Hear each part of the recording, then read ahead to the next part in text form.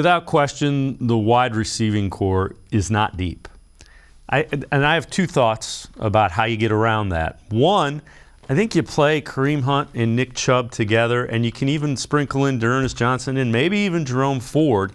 And don't be afraid to throw to those guys. Those guys can, in fact, become another receiver out of the backfield.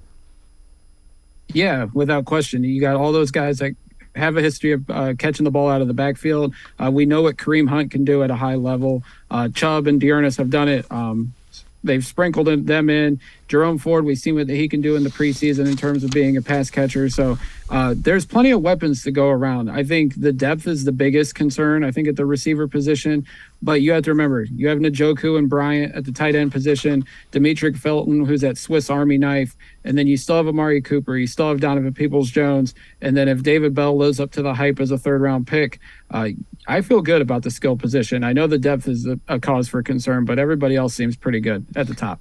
Yeah, and that's the other way that you do it. You utilize the tight ends in Njoku and Harrison Bryant. They're probably going to find another tight end to add to that mix.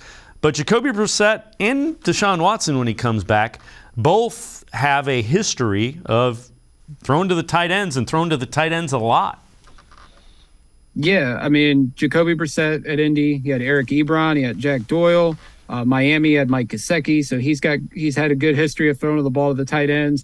Houston, Darren Fells, who was here in 2018 with Baker, went down to Houston and continued to have success with Deshaun Watson throwing him the football. So I think the tight end position is a position that the Browns fans seem to sleep on because they're so focused on the wide receiver position. But we paid Njoku a lot of money this offseason, and I think he's going to be a big part of this offense. And then Harrison Bryant leaps into the tight end 2 role. He's actually one of my guys that are under the radar, I think, on this Browns team.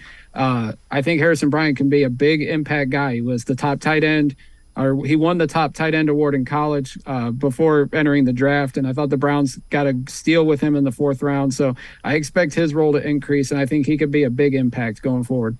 And both of those guys, both Bryant and Njoku, move well enough that if you want to kind of split them out as a wide receiver, you can do that and create some matchup problems. Yeah, without a doubt. They're both about 6'4", 6'5". Like you said, they can cause matchup problems. I think that would be a good idea, flanking them out at wide receiver.